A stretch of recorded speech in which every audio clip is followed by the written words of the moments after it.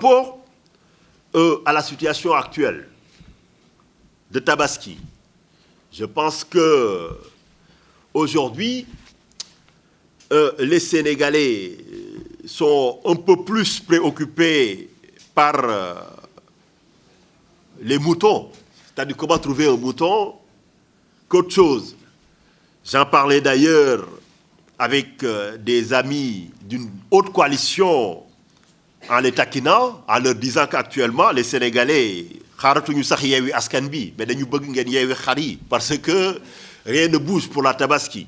Tout ça pour vous dire que aujourd'hui, à travers l'Institut social libéral, c'est-à-dire notre laboratoire d'idées, notre cercle de réflexion que nous avons avec nos experts, et l'Institut de développement social qui est basé à Dakar, nous avons mené une enquête économique dont nous sommes aujourd'hui heureux ce matin de livrer, en tout cas, ou de partager avec vous les résultats.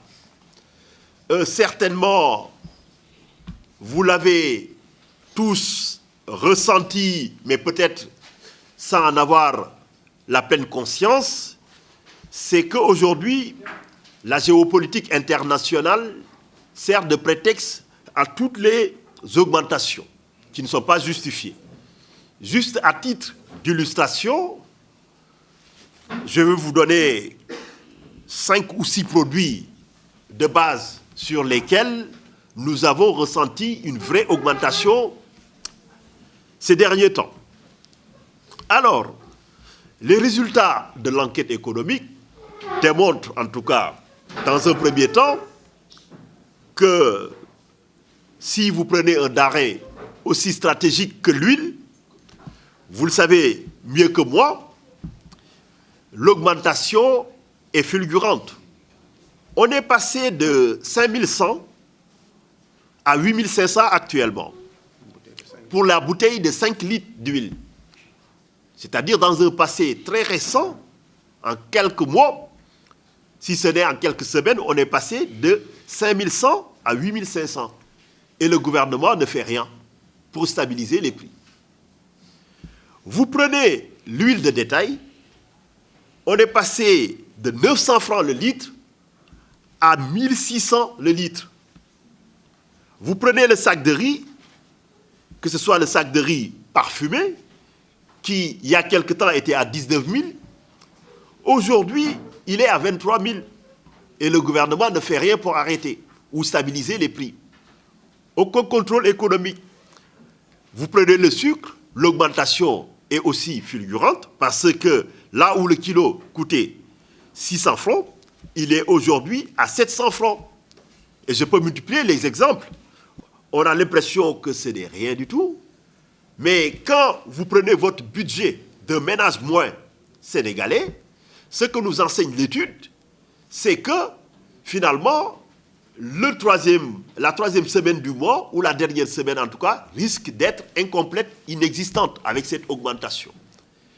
Et si nous continuons dans cette trajectoire, donc à partir de 2 ou 3 mois, c'est-à-dire dans un mois encore, il manquera quand même un mois aux ménages sénégalais pour boucler leur budget d'une certaine manière.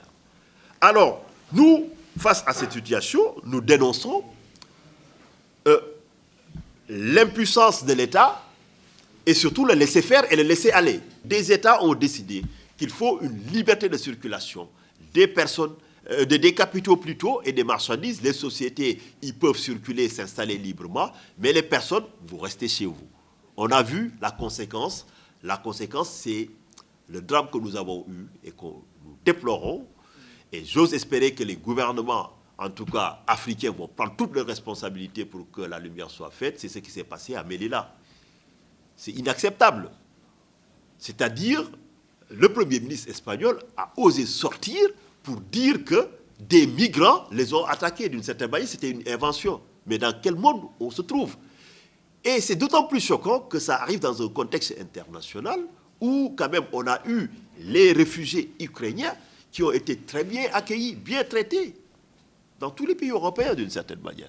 Or, aucun État aucun État, parce que c'est une convention universelle aujourd'hui sur le droit des réfugiés, c'est la convention de 1951. Sur le droit des réfugiés, personne n'a le droit de refouler des gens qui cherchent à entrer. C'est ce qu'on appelle en droit international le principe de non-refoulement.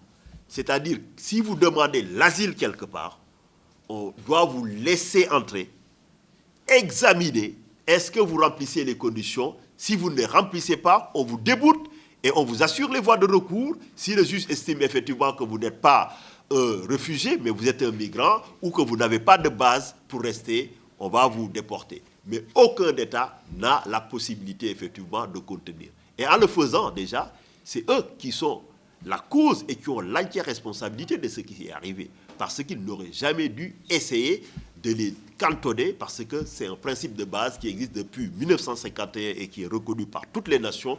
C'est le principe de non-refoulement, c'est-à-dire les personnes qui cherchent à trouver, en tout cas, asile ou ailleurs. Mais aujourd'hui, c'est que l'astuce consiste pour ces gouvernants de dire, c'est-à-dire avant même, ils les nient, c'est-à-dire ils vous nient la qualité de pouvoir être réfugié. Parce que c'était des Soudanais la plupart du temps. Donc tout le monde sait que c'est un pays qui fait proie à une instabilité, à une guerre civile d'une certaine manière. Donc ces personnes sont aussi éligibles que les Ukrainiens effectivement au statut de réfugiés en Europe.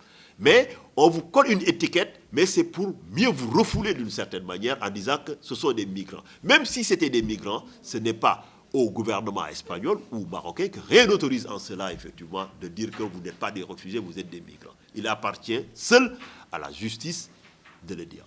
Et c'est pour ça que, sur ce point précis, pour que des pareils drames ne se répètent pas de manière donc impunie, ce que nous prenons, en tout cas, on est en train de travailler avec la société civile africaine, c'est que d'engager la responsabilité internationale de ces États qui ont agi, qui ont torturé, qui ont tué des personnes de manière illégale d'une certaine manière, parce que ces personnes n'étaient ni armées, et ils ne présentaient pas une menace particulière, en tout cas pour les forces de l'ordre d'une certaine manière.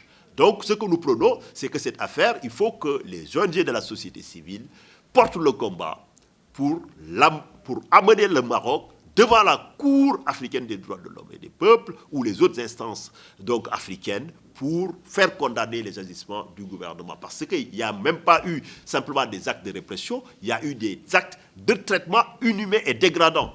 C'est interdit par le droit international. Donc, c'est une manière de se faire respecter. Et nous sommes tous égaux. Et il ne peut pas accepter effectivement qu'il y ait des humains plus égaux que les autres devant la loi.